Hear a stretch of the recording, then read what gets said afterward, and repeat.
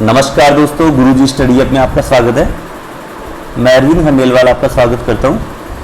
कल अभी last video जो थी उसके अंदर कुछ इंटरप्शन की वजह से वो बीच में कट हो गई थी, तो उसका पार्ट 2 मैं आज ऐड कर रहा हूं। तो सबसे पहले अपन ने मैप कंप्लीट कर लिया था, और मैप कंप्लीट करने के बाद अपन एक बार अक्षांश और देशांतर जो है रेखा है वो देख लेते हैं कि अक्षांश और देशांतर की स्थिति कैसी क्या है। ठीक है, तो ये है अपना, तो आइए शुरू करते हैं। ये है अपना ग्लोब। ठीक है, पृथ्वी गोल है ना पृथ्वी, तो ये अपना ग्लोब है। ठीक है, अब इसमें अक्षांश रेखाएं कौन सी है? अक्षांश रेखाएं देखिए यार, एक सेकेंड रुकिए। हाँ, अक्षांश रेखाएं देखिए आप। इसमें जो लेटिव रेखा है ना, लैटिट्यूड, वैसे भी इंग्लिश में नाम है इसका लैटिट्यूड, अक्षांश रेखाओं का। तो जो लेटिव रेखाएं हैं उनको अक्षांश रेखा बोलते हैं, और जो लॉन्गिट्यूड, इंग्लिश में देशांतर को बोलते हैं लॉन्गिट्यूड। जो लंबी रेखाएं हैं ना ऐसे, उनको बोलते हैं अपन देशांतर रेखाएं। ठीक है, तो अक्षांश और देशांतर। अब सबसे पहले अक्षांश के बारे में जान लेते हैं कि अक्षांश रेखाएं कौन सी क्या है। तो जीरो अक्षांश रेखाएं सबसे पहले शुरुआत होती है 0 डिग्री अक्षांश रेखा से। ठीक है, 0 डिग्री अक्षांश रेखा को बोलते हैं अपन भूमध्य रेखा या विषुवत रेखा। भूमध्य रेखा कौन सी? जो पृथ्वी को 2 भागों में बांट देती है। ठीक है, 0 डिग्री। सपोज ये लाल वाली दिख रही है आपको, ये लाल वाली, ये भूमध्य रेखा है ये। ठीक है ना, तो ये पृथ्वी को 2 भागों में बांट रही है। ये पृथ्वी को 2 भागों में बांट रही है लाल वाली रेखा। ठीक है ना, तो ये भूमध्य रेखा है। अब इससे उत्तर में जाएंगे अपन तो उत्तरी गोलार्ध है, और 0 डिग्री भूमध्य रेखा का दक्षिण में जाएंगे तो दक्षिणी गोलार्ध है। ठीक है, अब अक्षांश रेखाएं टोटल कितनी होती है, क्वेश्चन में ऐसे भी आते हैं। तो सबसे पहले अपन ये अक्षांश रेखाएं खींची हुई ऐसे, जैसे कि यहाँ से 0 डिग्री है तो ये ग्लोब में पीछे की साइड तक, इसके अपोजिट साइड में भी खींची हुई कंप्लीट। ठीक है, ये सब काल्पनिक रेखाएं हैं। सबसे पहली बात, ये कोई पृथ्वी पे या ऐसे खींची हुई नहीं है स्पेशली, ये सब काल्पनिक रेखाएं हैं, ताकि लोकेशन जानी जा सके, या फिर टेम्परेचर, जो भी मौसम की स्थिति कैसे भी जानना हो, तो हर चीज के लिए जानने के लिए ये रेखाएं काम आती है। ठीक है, तो अपन अक्षांश रेखा के बारे में देख रहे हैं। तो 0 डिग्री अक्षांश रेखा, इसी को भूमध्य रेखा बोलते हैं। ये पृथ्वी को 2 भागों में बांटती है। ठीक है, इसके बाद आते हैं अपन, ये 1 डिग्री अक्षांश रेखा, 2 डिग्री, ऐसे ही ऊपर तक खींची हुई है कंप्लीट। ठीक है, तो यहाँ पे 1 2 3 इस टाइप से उत्तर में है ना 89 अक्षांश रेखाएं खींची हुई है, 1 2 3 करते हुए। और 90 डिग्री पे ऊपर उत्तरी गोलार्ध में लास्ट में डॉट, ध्रुव पर एक डॉट है, डॉट के रूप में एक अक्षांश रेखा ये वाली। ठीक है, सेम स्थिति दक्षिणी गोलार्ध में है। 0 डिग्री से अपन नीचे चलेंगे तो 1 2 3 1 ऐसे उधर तक खींची हुई पीछे तक, फिर 2 3 4 5 6 ऐसे 89 डिग्री तक खींची हुई है दक्षिणी गोलार्ध में भी, और सबसे लास्ट में एक डॉट बनाया हुआ है। ठीक है, एक लास्ट का जो 90 डिग्री वाला है ना, वो एक डॉट के रूप में है। तो इस टाइप से टोटल अक्षांश रेखा अगर क्वेश्चन में पूछे तो, या तो क्वेश्चन में सबसे पहले काउंटिंग कर लेते हैं। तो 79 और 79 ऊपर, ठीक है, वो 89 और 89 ऊपर। ठीक है, और 0 डिग्री है,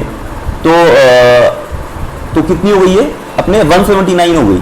ठीक है, ऐसे तो, और अगर डॉट को भी गिन लेते हैं अपन तो 181 हो गई, दोनों डॉट को, उत्तर वाले डॉट को और दक्षिणी वाले डॉट को, तो 181 हो जाती है। तो क्वेश्चन में कभी नहीं आएगा कंफ्यूजिंग पॉइंट, क्वेश्चन में हमेशा या तो 181 आएगा या 179 आएगा। तो टोटल अक्षांश रेखाएं कितनी हो गई, या तो 181 करेंगे, या फिर अगर डॉट को शामिल नहीं करते तो 179 करेंगे। ठीक है, अब आती है देशांतर रेखाएं।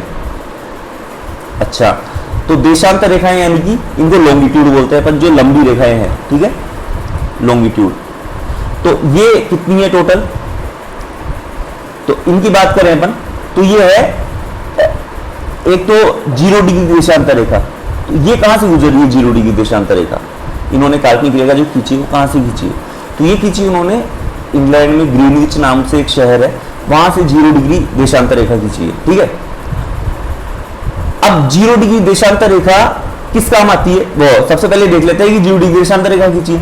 फिर 0 डिग्री के पश्चिम में देखेंगे तो पश्चिम में 180 है, पश्चिम में 179 है, और 0 डिग्री से पूर्व में देखेंगे तो पूर्व में 179 देशांतर रेखाएं हैं।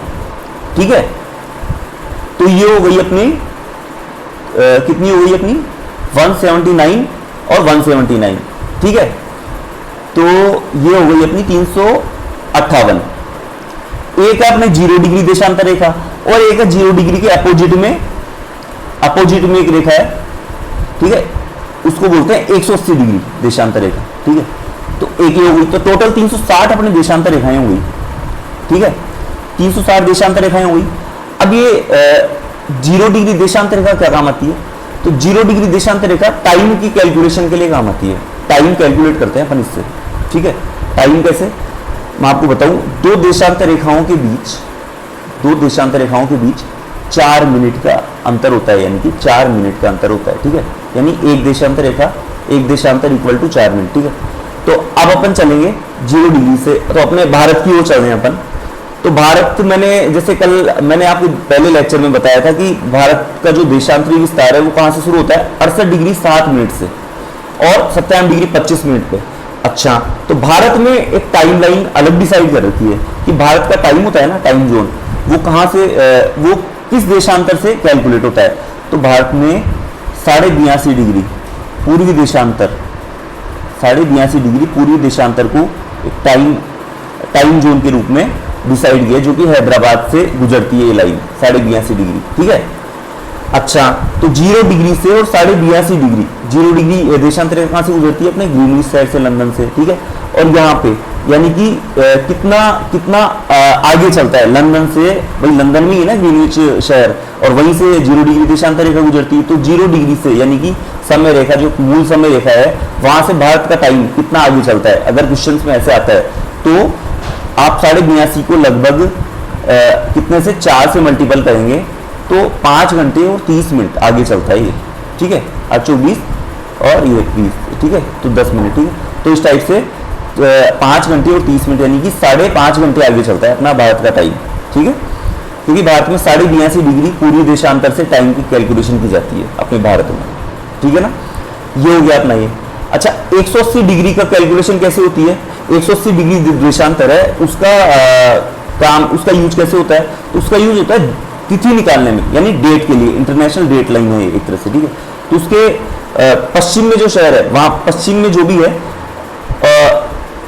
मैं आपको बताऊं, उसके पश्चिम में यानी इधर की साइड, ठीक है, उसके पूर्व में जो भी देश है ना, वहां पे अगर 25 तारीख है तो पश्चिम में जो डेट होंगे ना, वहां पे लगभग एक यानी कि 24 तारीख, यानी 1 तारीख कम होगी वहां पे, ठीक है। इस टाइप से डेट कम, इस टाइप से एक तिथि में कम, मतलब 180 डिग्री देशांतर के अकॉर्डिंग तिथि कम ज्यादा होती रहती है। इधर से पूर्व में एक डेट ज्यादा होगी, इधर एक कम होगी। तो इस तरह से ये एक तिथि रेखा का निर्धारण करती है 180 डिग्री देशांतर, ठीक है। ये अपने देशांतर हो गई। अच्छा, अब अक्षांश की बात कर लेते हैं एक बार। तो अक्षांश की बात करें तो अक्षांश में दो अक्षांश रेखाओं के बीच 111 किलोमीटर का अंतर होता है, करीब 111 किलोमीटर का, ठीक है। अब इस अकॉर्डिंग अपन अपने जो है भारत का उत्तर से दक्षिण, यानी कि कश्मीर से कन्याकुमारी के बीच किलोमीटर का अंदाज भी लगा सकते हैं, ठीक है। कि भारत जैसे कि भारत की अक्षांश की स्थिति क्या है? 8 डिग्री 4 मिनट से, मुख्य भूमि की 8 डिग्री 4 मिनट से 37 डिग्री 6 मिनट, ठीक है। तो कितना इनके बीच का डिफरेंस निकालेंगे अपन? लगभग 30, ठीक है, लगभग 30 आता है ना, और इसको मल्टीपल करेंगे 111 से, तो 3214 किलोमीटर तो अपने भारत का क्या आता है?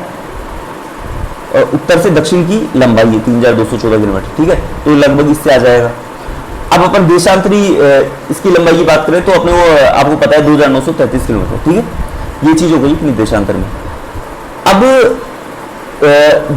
दो अक्षांश रेखाओं के बीच की दूरी है ना, हमेशा उत्तर में जाएंगे ना अपन तो भी सेम ही रहेगी, मतलब 111 किलोमीटर ही रहेगी दोनों के बीच की दूरी, ठीक है। बस रेखाओं में ही तो रेखाएं ही तो कम छोटी होती जा रही है ना, बाकी दूरी तो सेम है दोनों के बीच, ठीक है। अच्छा, दो देशांतर रेखाओं के बीच की दूरी ध्रुवों पर जाते जाते कम होती जाती है, ठीक है। ये चीज ध्यान रखेंगे आप, ठीक है। ये अपना अक्षांश और देशांतर वाला क्लियर हुआ, ठीक है। अब अपन चलते हैं अपने चैप्टर में, ठीक है। अच्छा, मैं आपको एक चीज और बता दूं कि मैंने आपको जैसे बता ही दिया कि एक दो देशांतर के बीच 4 मिनट का अंतर होता है, ठीक है। तो इस तरह आप ना जो देशांतरों के बीच के जो है टाइम कैलकुलेट कर सकते हैं भाई। अगर मान लो कि सपोज 90 डिग्री देशांतर है और क्वेश्चन में ऐसा है कि 90 डिग्री देशांतर पूर्वी देशांतर से 95 डिग्री पूर्वी देशांतर के बीच टाइम का समय का अंतर कितना होगा, तो 90 और 95 के 5 डिग्री का अंतर हो गया, ठीक है। और 5 डिग्री देशांतर का अंतर हो गया, और एक देशांतर में कितना 4 मिनट का अंतर होता है, तो 5 में 5 20 मिनट का अंतर होगा, ठीक है। तो इस टाइप से आप निकाल सकते हैं, ठीक है।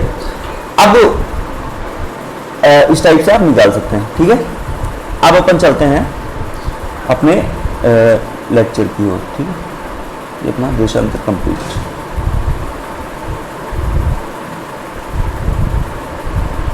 एक मिनट,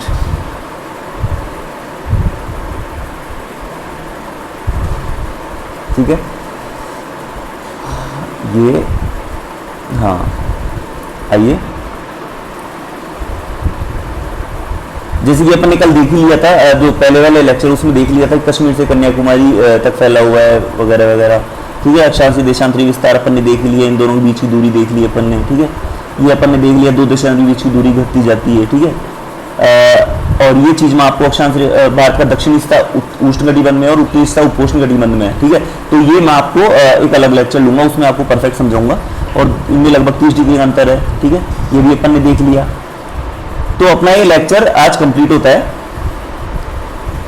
ठीक है। आपको ये कैसा लगा कमेंट में जरूर से बताएं, और इस चैनल को सब्सक्राइब जरूर करें और घंटी के बटन को दबा दें, ठीक है, ताकि आपको नोटिफिकेशन जो भी है हमेशा मिलता रहे जब भी कोई नई वीडियो डाले तो।